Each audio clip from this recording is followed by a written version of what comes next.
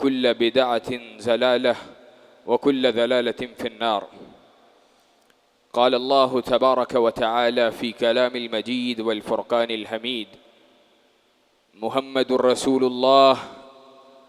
والذين معه أشداء على الكفار رحماء بينهم تراهم ركعا سجدا يبتغون فضلا من الله ورضوانه سيماهم في وجوههم من أثر السجود. وقال رسول الله صلى الله عليه وسلم: من سب أصحابي فعليه لعنة الله والملائكته والناس أجمعين. وقال الإمام أبو ذرع راضي رحمه الله: إذا رأيت رجلا ينتكث أحدا من أصحاب رسول الله صلى الله عليه وسلم فاعلم أنه زنديق. حضرات دی وقار، بزرگوں، دوستوں، بھائیوں، تمام تعریفات، حمد و ثنا عرش والے رب العالمین کے لیے، اور لاکھوں کروڑوں درود و سلام ہوں جناب محمد الرسول اللہ صلی اللہ علیہ وسلم کی ہستی بالا صفات پر، اور اللہ رب العزت کی انوار کا، رحمتوں کا، برکات کا، اللہ کے پیار کا، اللہ رب العزت کے بے پناہ احسانات کا نزول ہو حضرات صحابہ کرام رضوان اللہ علیہم اجمعین کی ہستیوں کے اوپر، کہ جنہوں نے اپنی زندگی کو قائد اعظم، امت کے رہنما، امت کے لیے کائنات کا سب سے بڑا خیر خواہ جناب محمد الرسول اللہ صلی اللہ علیہ وسلم کی معیت کے اندر اپنے شب و روز کو گزارا، اپنی زندگی کے تمام لمحات کو رسول اللہ صلی اللہ علیہ وسلم کے ارشادات عالیہ کی روشنی میں آپ کے اوامر، آپ کی نواہی، اس کی تلاش کے اندر اپنی ساری زندگی کو گزار دیا۔ اللہ کے رسول صلی اللہ علیہ وسلم کے ساتھ جہاد کے گھوڑوں کو دوڑایا، رسول معظم کے ساتھ شانہ بشانہ کھڑے ہوئے، جانوں کو قربان کیا، اموال کو قربان کیا، غرض یہ کہ اپنے بچے بھی پیش کیے کہ رسول اللہ صلی اللہ علیہ وسلم کی بارگاہ میں ایک خاتون آتی ہے، رسول اللہ نے جہاد کے لیے مسلمانوں سے فنڈز کا مطالبہ کیا ہے، وہ رسول اللہ کی بارگاہ کے اندر آ کے اپنا ننھا سا گود کا بچہ پیش کرتی ہے۔ رسول اللہ نے پوچھا، اس کو میں کیا کروں گا، یہ میرے کس کام آئے گا؟ کہا، اللہ کے رسول، میں غریب ہوں، میرے پاس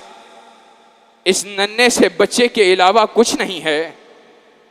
سوچتی یہ ہوں کہ یہ میری کل کائنات ہے، آپ کی بارگاہ میں پیش کرنے کے لیے آئی ہوں کہ رسول اللہ کفار کے چلتے ہوئے تیروں کے سامنے، نیزوں کے سامنے میرے اس بچے کو آگے کر دینا، محمد الرسول اللہ کے دفاع کے اندر صلی اللہ علیہ وسلم میرا یہ بچہ قربان ہو جائے، میرے لیے اس سے بڑی سعادت کی کیا بات ہے۔ وہ صحابہ کرام رضوان اللہ علیہم اجمعین کی جماعت آج اس جماعت کے اوپر اس قدر ظالم و بدبخت تبرہ کرتے ہوئے نظر آتا ہے، اور بیگانے، وہ تو بیگانے ہیں، آج اہل سنہ کا لبادہ اوڑھ کر رافضیت کی ہم نوائی کرنے والا، رسول اللہ صلی اللہ علیہ وسلم کے اصحاب اور اللہ کے نبی کے صحابہ ہی تو کل کائنات ہیں، کل دین کو پہنچانے والے، دین کے پردے کے اوپر حملہ کرنے والا، آج اس کے ہمنوا، اس کے حواری اپنے آپ کو اہل السنہ میں سے کہہ کر اصحاب رسول پہ تبرہ کرنے والے اور یہ بات کہنے والے کہ جناب آپ نے، ہم علماء، ہم دین کے طلباء، ہم دین کے خادمین بڑے بڑے علماء سے بھی مخاطب ہو کر یہ بات کہتے ہوئے نظر آتے ہیں، آپ نے ہم سے دین چھپائے رکھا، ہمیں آج سے پہلے یہ احادیث بیان نہیں کی۔ ایک امام، بہت بڑے امام، انہوں نے کہا کیا یہ اللہ کا تم پہ احسان نہیں ہوا ایک لحاظ سے کہ اللہ رب العزت نے تمہیں ان دوروں، ان ادوار کے اندر جس وقت صحابہ ان کے مشاجرات چل رہے تھے، ان کے مابین اختلافات چل رہے تھے، تلواریں چل رہی تھی، اللہ نے تمہیں اس دور میں پیدا نہ کر کے تمہاری تلواروں سے ان صحابہ کے خون کو محفوظ رکھا، تو کیا آج تم ان کے بعد آنے کے بعد اپنی زبانوں سے صحابہ کی عزت کو محفوظ نہیں رکھ سکتے ہو؟ آج عالم یہ ہے، بدبخت کہتا ہے 1400 صحابہ،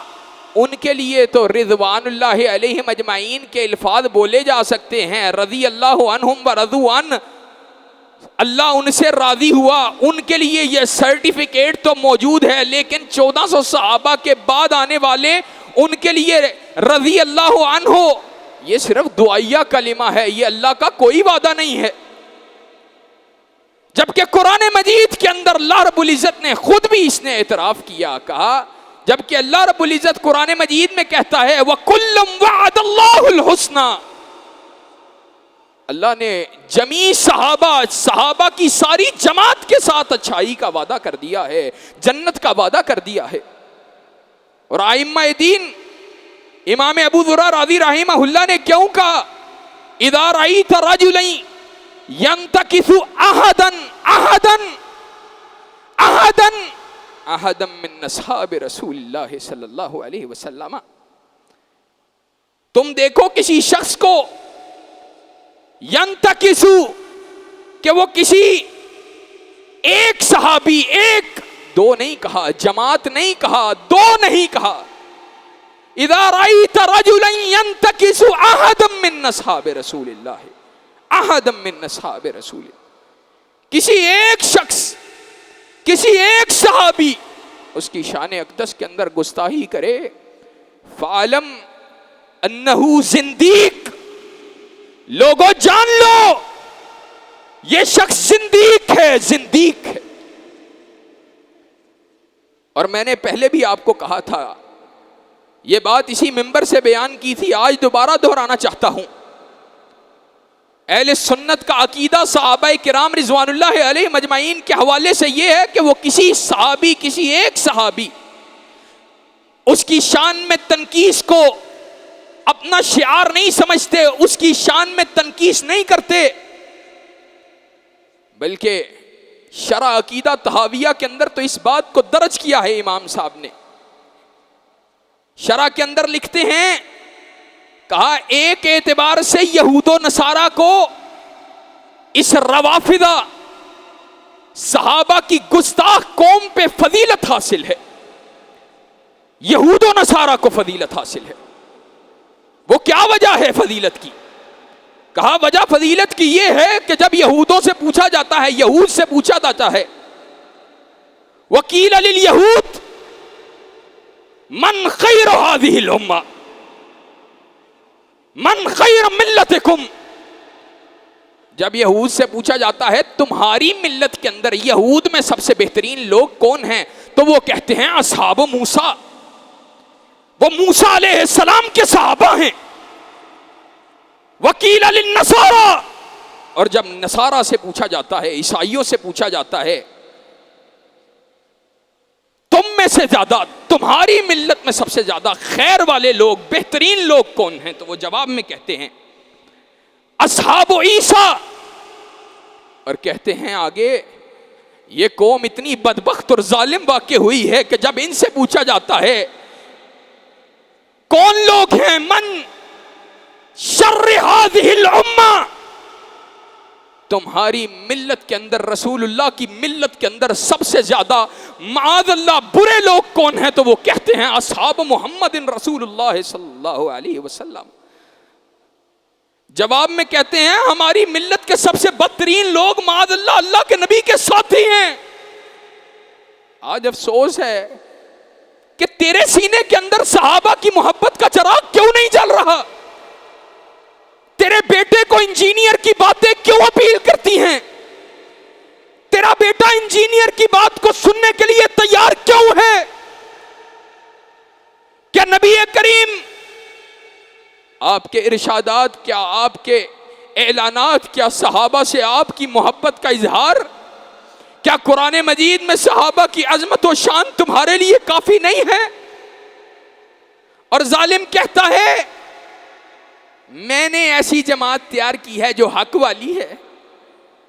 بدبخت انسان جس پہ پوری کائنات کے اہل سننا لعنت کرتے ہیں، اس شخص نے تو حق والوں کی جماعت تیار کی ہے، تو کیا محمد الرسول اللہ صلی اللہ علیہ وسلم نے حق والے صحابہ کی جماعت تیار نہیں کی؟ کہ رسول اللہ کے جانے کے بعد جن کے لیے رسول اللہ دعائیں کرتے رہے، اللہم اجعلہ اللہم اجعلہ ہادیا و مہدیا، معاویہ کے لیے رسول اللہ دعائیں کریں، رسول اللہ کی دعائیں معاویہ کے حق میں قبول نہ ہو، رسول اللہ صلی اللہ علیہ وسلم بیان کریں اول جیش من امت یغزون البحر فقد عود، کہ میری امت کا وہ لشکر جو سب سے پہلے جہاد کرے گا، اللہ رب العزت نے بحری بیڑوں کا وہ لشکر جو سب سے پہلے اللہ کے راستے میں جہاد کرے گا، اللہ نے اس پہ جہنم کو حرام کر دیا ہے، تو معاویہ کو اس میں سے نکالنا چاہتا ہے؟ اور بعد میں بات کرو میں تو رضی اللہ عنہم و رضوا عنہ کہہ کے کہتا ہوں، میں رضی اللہ تعالی عنہ، اور ظالم تو کہتا ہے رضی اللہ تعالی عنہ صرف دعا ہے، لازم و ملزوم نہیں ہے، پھر کہتا ہے میں رضی اللہ عنہ بھی کہتا ہوں۔ منافق و بدبخت انسان صحابہ کرام رضوان اللہ علیہم اجمعین کی چادر پہ حملہ کرنا چاہتا ہے، ان کے اوپر تبرہ کرنا چاہتا ہے اور ڈائلیوٹ کرنا چاہتا ہے۔ اصل لوگوں کے لیے اس بات کو بالکل ایک اس میں حساسیت کو ختم کرنا چاہتا ہے، صحابہ کو بالکل کہہ رہا ہے قرآن مجید ہم جناب موبائل میں پڑھیں گے تو ایک پڑھنے کا ثواب الگ ہے، دیکھنے کا الگ ہے، ہمیں 2 ثواب، صحابہ زبانی پڑھتے تھے ان کو 1 ثواب ہے۔ اور پھر آگے کیا کہہ رہا ہے؟ کہتا ہے ثواب کے اندر ہم برابر ہیں، اور ساتھ ایک جملہ جوڑا صحابہ سے شاید ہمارا تو ثواب پھر اس پڑھنے والے کا زیادہ ہے، پھر آگے ایک جملہ بولا یہ بات الگ ہے، یہ بات الگ ہے کہ ایمان کا لیول بھی اس جیسا ہونا چاہیے۔ اور ظالم تو جان بوجھ کر صحابہ کے اوپر تبرے اور صحابہ کی ہستیوں کو گرانا چاہتا ہے۔ اللہ کے نبی نے نہیں فرمایا، اس بات میں کوئی شک ہے کہ صحابہ کی ذات، صحابہ کی ہستی، صحابہ کا مقام، صحابہ کا ایمان ہر حالت کے اندر اہل ایمان کے ایمان سے زیادہ ہے؟ آج کے دور کی ملت کے شخص کی بات کرتے ہو، کبار تابعین، تابعین کے اندر جو شخص علم، تقوی، للہیت، ولایت کے اندر سب سے بلند مقام کا حامل ہو، جو شخص بھی اس افضل ترین اللہ کے ہاں جو تابع ہو، اس کے اور صحابی کے مقام کے اندر فرق پتہ ہے کتنا ہے؟ اللہ کے نبی صلی اللہ علیہ وسلم نے بیان کیا، یہ کہتا ہے قرآن ہم اوپر سے دیکھ کے پڑھیں اور زبانی پڑھیں تو جناب ہمیں 2 ثواب ہے، صحابہ کو 11 ثواب تھا۔ ظالم آدمی، اللہ کے نبی نے فرمایا فوالذی نفس محمد بیدہ، پہلے کہا لا تسبوا اصحابی لا تسبوا اصحابی فوالذی نفس محمد بیدہ لو ان احدکم انفق مثل احد ذهبا ما ادرک مد احدہم ولا نصیفہ۔ اللہ کی قسم کھا کے کہتا ہوں، آج سیلاب زدگان، ان کے ساتھ تعاون کرنے والے ہزاروں کروڑوں لاکھوں لوگ، ان سب کی نیکیوں کو جمع کر دیا جائے، ابو بکر نے جو ایک لمحہ رسول اللہ کی معیت کے اندر گزارا ہے، معاویہ نے جو ایک لمحہ رسول اللہ کی معیت میں گزارا ہے، رسول اللہ کے دین کے لیے جو ایک پائی بھی خرچ کی ہے، یہ ساری نیکیاں ان ایک پائی کی عظمت کا مقابلہ نہیں کر سکتی ہیں۔ تابعین کی جماعت میں سے جو سب سے زیادہ افضل تابعین ہو، کبار تابعین میں سے ہو، اگر وہ بھی احد پہاڑ کے برابر سونا خرچ کرے، رسول اللہ کہتے ہیں وہ میرے صحابہ کے ایک مٹھی جو کو اللہ کے راستے میں خرچ کرنے کو، بلکہ آدھی مٹھی جو کو خرچ کرنے کو پہنچ نہیں سکتا ہے۔ اور کیسی بدبختی کی بات، تم صحابہ کی چادر کے اوپر حملہ کرنا چاہتے ہو، اور میں یہ بات علی وجہ البصیرہ کہنا چاہتا ہوں، وَلَا يَخَافُونَ لَوْمَةَ لَائِمٍ۔ جاؤ،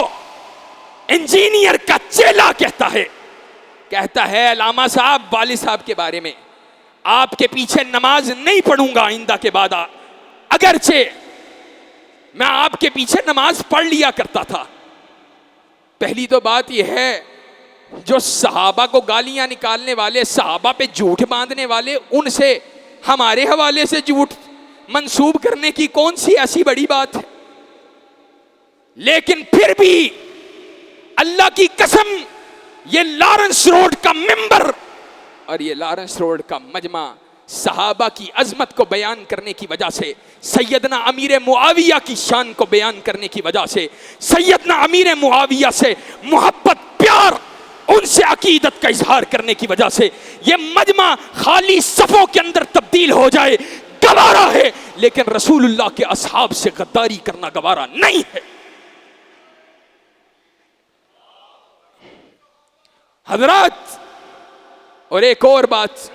آخری بات کرنے لگا ہوں، یہاں پہ بھی ایک نقطہ صحابہ سے اپنی محبت کا اظہار کر کے بات کو ختم کرنے جا رہا۔ رسول اللہ کی حرمت کے اوپر حملہ ہوا ہے،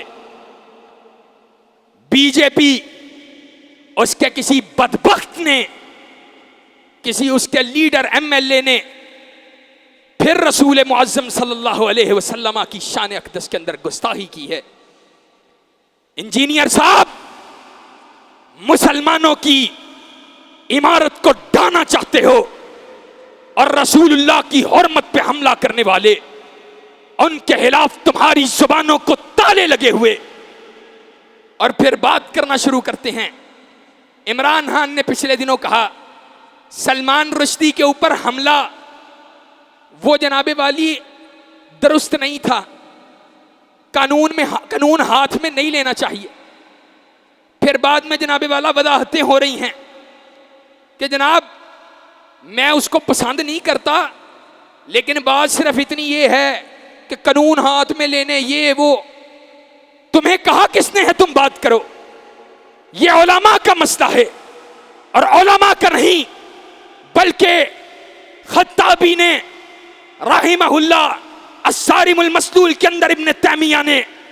اس مسئلے کے اندر اجماع امت کو نقل کیا ہے۔ اجمع العلماء علی من سب نبیا یجب قتلا ولا یستتاب کان کافرا او مسلما۔ اللہ کے نبی صلی اللہ علیہ وسلم کی گستاخی کرنے والے ہر شخص کے بارے میں اہل علم علماء نے اجماع نقل کیا ہے، اور اس پہ مجتمع ہوئے ہیں کہ ایسے بدبخت کو قتل کیا جائے گا، اس کی توبہ کو قبول نہیں کیا جائے گا، چاہے کافر ہو چاہے مسلمان۔ اور جناب آج کہتے ہیں ہم نے بات صرف اور صرف قانون ہاتھ میں لینے کی تھی۔ تو مفتی ہے، شیخ الحدیث ہے، مجتہد ہے، فقیہ ہے، کیوں بات کی تھی؟ بات کرنی ہے علماء کے پاس آ کے بیٹھو، پوچھو علماء سے۔ دار الحرب کے اندر رہنے والا، دار الکفر کے اندر رہنے والا ایک بدبخت رسول اللہ کی شان میں گستاخی کرنے والا ہو، امت مسلمہ کا کوئی شخص اس کو قتل کر دیتا ہے، تو بجائے اس شخص کو سراہنے کے، نہیں سراہنے کی جرات رکھتا، اپنی زبان پہ تالے لگانے کے، تو جناب والا اس کی حمایت کر رہا ہے کہ جناب اس کے ساتھ ایسا نہیں ہونا چاہیے تھا۔ اور آج بی جے پی کے حوالے سے بات کر رہا ہوں، نبی کریم کی شان میں گستاخی کی اور بدبخت نے دوبارہ نبی کریم صلی اللہ علیہ وسلم ان کی شادی سیدہ عائشہ صدیقہ طاہرہ رضی اللہ تعالی عنہا ان کے ساتھ شادی کے اوپر تنقید کی ہے، معاذ اللہ ثم معاذ اللہ۔ اور بات آج وضاحت کے ساتھ کرنا چاہتا ہوں۔ یہاں پر پرسوں شیخ ہمارے موجود تھے، شیخ خاور رشید بٹ حافظہ اللہ،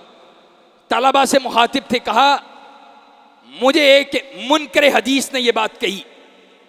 کہ جناب آپ کی حدیث کے اندر یہ بات آتی ہے کہ رسول اللہ صلی اللہ علیہ وسلم 53 سال کے تھے، انہوں نے 9 سال کی بچی سے شادی کی۔ کہتے میں نے بڑے تیقن سے بات کی، اور اہل اسلام رسول اللہ کے دین کو سن کے پریشان نہ ہو جایا کرو، اسلام پہ شرمندہ نہ ہوا کرو، اسلام پہ شرح صدر کو حاصل کرو۔ علم کمزور ہے، ایمان تو نہیں کمزور، اپنے علم کو بھی بڑھاؤ اور ایمان کو بھی بڑھاؤ۔ صحابہ کرام رضوان اللہ علیہ مجمعین کے اوپر تبرہ ہو، رسول اللہ پہ تبرہ ہو، تم جناب پریشان ہو جاتے ہو، حدیث پہ حملہ ہو پریشان ہو جاتے ہو۔ ہمارے شیخ کہنے لگے، کہا میں نے اس کو کہا بتلاؤ تمہیں اعتراض کس بات پہ ہے؟ رسول اللہ کی عمر زیادہ تھی، بچی کی عمر کم تھی، اس بات پہ اعتراض ہے تو کیا آج یہ دلائل ہمیں اپنے معاشرے میں نہیں ملتے؟ 4 سال 5 سال 10 سال 15 سال کی عمر کا گیپ نہیں ملتا؟ اگر عمر کا گیپ مسئلہ نہیں ہے، کتنا گیپ ہے یہ تو مسئلہ ہی نہیں نا ہے۔ اگر عمر کا گیپ جائز ہے تو پھر جتنا بھی ہے جائز ہے، ایک بات۔ دوسری بات یہ ہے کہ ابو بکر کو مسئلہ نہیں ہے، جس نے اپنی بیٹی دی ہے اس کو مسئلہ نہیں ہے، ابو بکر کی بیٹی کو مسئلہ نہیں ہے، صدیقہ کائنات کو مسئلہ نہیں ہے، اور اس سے بڑھ کر علاقے والوں کو مسئلہ نہیں، کفار کے درمیان رہتے تھے، ارد گرد کفار موجود تھے، رسول اللہ کے دشمن تھے، ان کو مسئلہ نہیں ہے۔ آج تجھے کیا مسئلہ ہے؟ معاشرے کو مسئلہ نہیں تھا، نبی کے اصحاب کو مسئلہ نہیں تھا، تجھے کیا مسئلہ ہے؟ کہنے لگے مجھے پتا تھا اس نے آگے سے کیا بات کرنی ہے۔ اس نے جواب میں کہا تیری بیٹی 9 سال کی ہو 53 سال کے بزرگ کو دے دے گا؟ ہائے! کہا میں نے جواب میں کہا اگر 53 سال کا بزرگ محمد رسول اللہ ہو، اللہ کی قسم بیٹی دے دوں گا۔ اور میں اس وقت بھی سوچ رہا تھا، آج آپ کے سامنے بھی رکھنا چاہتا ہوں، اور یہ صحابہ سے ہماری محبت ہے، اللہ کی قسم رسول اللہ کی قسم 53 سال سے زیادہ ابو بکر سے لے کے معاویہ تک بھی ہو، اللہ کی قسم ہم اپنی 9 سال کی نہیں 9 سال سے چھوٹی بیٹی دینے کے لیے تیار۔ یہ کیا مسئلہ ہے؟ اللہ کے نبی صلی اللہ علیہ وسلم کا یار ہو، ہماری بیٹی کے گھر ہمارے گھر ہماری بیٹی کا رشتہ مانگ لے، اللہ کی قسم رشتہ تو دور کی بات ہے، صحابہ کی عظمت اور شان اتنی ہے، ان کی محبت میں اپنی جانیں دینے کے لیے تیار ہے۔ اور لوگوں آج اپنے سینوں کے اندر دینی غیرت کو، دینی حمیت کو، رسول اللہ صلی اللہ علیہ وسلم کے پیار کو داخل کرو۔ حکمرانوں تم بھی ہوش کے نہ لو، یہ بی جے پی گستاخی ہوئی ہے رسول اللہ صلی اللہ علیہ وسلم کی، اور سروں پہ جوں تک نہیں رہیں گی۔ کل کوئی حملہ کر دے گا تو پھر ہمارے حکمران جناب بیان داغ رہے ہوں گے کہ جناب ایسا نہیں ہونا چاہیے تھا، ویسا نہیں ہونا چاہیے تھا۔ اس کی وجہ یہ ہے، یہ عزت کا مالک سمجھتے ہیں تو کفار کو سمجھتے ہیں، یہ عزت کا مالک واشنگٹن کو سمجھتے ہیں، یہ عزت کا مالک امریکہ اور اس کے گماشتوں کو سمجھتے ہیں۔ اور ہم کون ہیں؟ ہمارا ماننا یہ ہے وَلِلَّهِ الْعِزَّةُ وَلِرَسُولِهِ وَلِلْمُؤْمِنِينَ وَلَكِنَّ الْمُنَافِقِينَ لَا يَعْلَمُونَ۔ عزت اللہ کے لیے ہے، رسول خدا کے لیے ہے، مومنین کی جماعت کے لیے ہے، اور عزت ہمارے لیے ہے، اور منافقین کی جماعت نہیں مانتی ہے، نہ مانے پرواہ بھی نہیں ہے۔ حضرات اپنے سینوں کے اندر اللہ اور اس کے رسول کی محبت کو داخل کرو، اپنے ایمان کو رسول اللہ کی محبت کے ساتھ جلا بخشو، صحابہ کی محبت کے ساتھ جلا بخشو۔ اللہ رب العزت ہمیں صحیح معنوں کے اندر اللہ، اس کے رسول، اس کے صحابہ، شعائر اللہ، دین اس کے ساتھ محبت کرنے کی توفیق عطا فرمائے۔ وآخر دعوانا ان الحمد للہ رب العالمین۔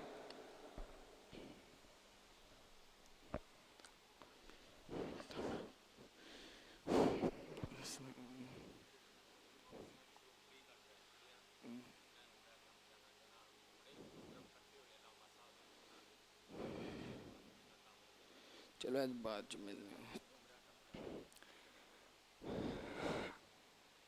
الحمد للہ نحمده ونستعینه ونستغفره ونعوذ باللہ من شرور انفسنا ومن سیئات اعمالنا من يهده الله فلا مضل له ومن يضلل فلا هادي له واشهد ان لا اله الا الله وحده لا شريك له واشهد ان محمدا عبده ورسوله صلوات ربي وسلام عليه اما بعد فإن خير الحديث كتاب الله وخير الهدي هدي محمد صلى الله عليه وسلم وشر الأمور محدثاتها وكل محدثة بدعة وكل بدعة ضلالة وكل ضلالة في النار. قال الله تبارك وتعالى محمد رسول الله والذين معه أشداء على الكفار رحماء بينهم. حضرات دی بکار، بزرگوں، دوستوں، بھائیوں، اس آیت مبارکہ کے ٹکڑے کو تلاوت کیا ہے کہ مومنین کی جماعت، اللہ کے نبی صلی اللہ علیہ وسلم اور ان کے صحابہ کی جماعت، اس کا طرز عمل کیا ہے؟ وہ کفار کے لیے شدید ہیں، دین کے دشمنوں کے لیے شدید ہیں اور اپنوں کے لیے نرم. اور رسول اللہ صلی اللہ علیہ وسلم اپنوں کے لیے شفقت کرنے والے، پیار کرنے والے، رحم کرنے والے، قربانیاں دینے والے. رسول معظم صلی اللہ علیہ وسلم نے نعمان بن بشیر رضی اللہ تعالی عنہ سے مروی ہے، ارشاد فرمایا کہ مومن کی مثال ایک جسد واحد کی حیثیت رکھتی ہے. مومنین کی جماعت، ایک شخص کو جب تکلیف پہنچتی ہے تو مومنین کی ساری جماعت اس تکلیف کو محسوس کرتی ہے. آج ہمارے ملک کے اندر، ملک کے بیشتر حصوں کے اندر سیلابی ریلے، انہوں نے بہت زبردست قسم کی تباہ کاریاں وہ کی ہیں. سب سے پہلی بات تو یہ ہے کہ اللہ رب العزت کی طرف رجوع کرنا چاہیے. یہ مصیبتیں کیوں آتی ہیں؟ یہ مصیبتیں اللہ رب العزت کی نافرمانی کی وجہ سے آتی ہیں. اللہ رب العزت، اس کی گستاخی ہوتی ہو، رسول معظم صلی اللہ علیہ وسلم کی گستاخی ہوتی ہو، صحابہ کی توہین ہوتی ہو، شعائر اللہ پہ حملہ ہوتا ہو، اللہ کے دین اور اس کے احکامات کو معطل کیا جاتا ہو، شراب نوشی ہوتی ہو، زنا کے اڈے چلتے ہوں، جوا، سود، یہ سب کچھ اللہ اور اس کے رسول کے نام پہ بننے والے ملک کے اندر ہوتا ہو، اور پھر اس کے بعد اللہ کے دین اور اس کے احکامات، حدود اللہ کو نافذ بھی نہ کیا جائے، تو اللہ کے عذاب، اللہ کا غیظ، غضب کیوں نہ نازل ہو؟ سچی بات یہ ہے، آج ہم محلات میں رہنے والے، بنگلوں میں رہنے والے، آج بڑے بڑے عالی شان عمارتوں میں رہنے والے، ہم اپنے آپ کو محفوظ سمجھ رہے ہیں. اللہ کی قسم، یہ کچے مکانوں کو آج ذرا ڈھیر دیکھو اور ذرا سوچو تو صحیح. جس اللہ کے ایک حکم کے ساتھ پانی بستیوں کی بستیاں کھا گیا، اسی اللہ کے ایک حکم کے ساتھ یہ بڑے بڑے محلات کھنڈروں میں تبدیل ہو سکتے ہیں.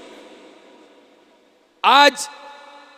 جہاں پہ رجوع اللہ کی ضرورت ہے، توبہ کی ضرورت ہے، اللہ کے سامنے جھکنے کی ضرورت ہے، وہیں پہ اللہ کے دیے ہوئے مال کے ساتھ اپنے ان مظلوم بھائیوں، اپنی ماؤں، اپنی بیٹیوں، اپنے بچوں، ان کے ساتھ بھرپور تعاون کی بھی ضرورت ہے. ان کے ساتھ کندھے کے ساتھ کندھا ملا کے کھڑے ہونے کی بھی ضرورت ہے. آج ضرورت ہے اس امر کی کہ جن لوگوں سے پکے مکان چھن گئے، آج ہم ان لوگوں کو کم از کم کچے مکان اور راشن تو مہیا کر سکیں. کم از کم ان کو ٹینٹ ترپالیں، خشک راشن، میوہ جات، بسکٹ، پانی اس کی فراہمی تو کر سکیں۔ آج ہمارے ان بھائیوں کو آپ کے مال کی ضرورت ہے، آپ کی ہمتوں کی ضرورت ہے۔ سچی بات ہے، مجھے والد صاحب نے کہا قرآن و سنہ موومنٹ کے ابتدائی دنوں میں کہ ہم جب اس کو دوبارہ سے منظم کر رہے، مجھے کہا کہ ہم اس کام کا آغاز کریں۔ میں نے کہا یہ بہت بڑی ذمہ داری ہے، شاید ہم اتنی قوت نہیں رکھتے، کیونکہ ہم ابھی کچھ معاملات میں مصروف بھی ہیں اور والد صاحب کی طبیعت بھی کچھ خراب ہے، لیکن ساتھیوں کے اصرار اور الحمدللہ جنوبی پنجاب میں ایک ٹیم، ایک بااعتماد ٹیم کے میسر آنے کے بعد، ہمارے ان علماء، ان ذمہ داران کے میسر اور ان کی حامی بھرنے کے بعد، ہم آج اس بات کا اعلان کر رہے ہیں کہ آپ بھرپور تعاون کریں۔ باہر بھی ساتھی موجود ہے، اور اس کے بعد مرکز کے اندر آپ اپنے سامان کو، نقدی کو، کپڑوں کو، جس بھی صورت کے اندر سامان کو پہنچانا چاہیں، اگلے چند روز تک جب تک اللہ رب العزت نے ہمیں ہمت دی اور ہم ان ساتھیوں کی حمایت کر سکے، ان کی کچھ نصرت کر سکے، اتنی دیر تک یہاں پر احباب آپ کے تعاون کو وصول کریں گے، اور انشاءاللہ اس تعاون کو ان علاقوں کے اندر پہنچایا جائے گا۔ تمام احباب اس میں شرکت کریں۔ وآخر دعوانا ان الحمدللہ رب العالمین۔